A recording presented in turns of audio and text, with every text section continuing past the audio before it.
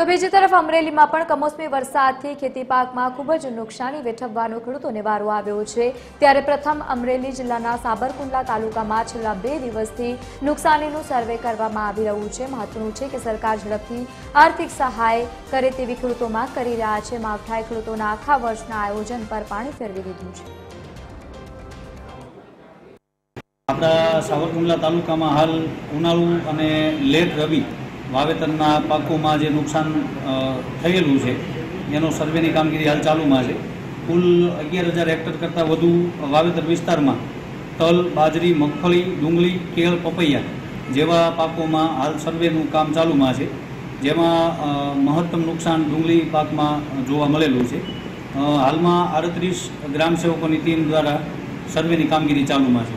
દરેક તાલુકામાં, આખા તાલુકામાં? હા, સાવરકુંડલા તાલુકામાં 61 ગામોમાં હાલ આ સર્વેની કામગીરી ચાલુ છે। સર્વે કેટલા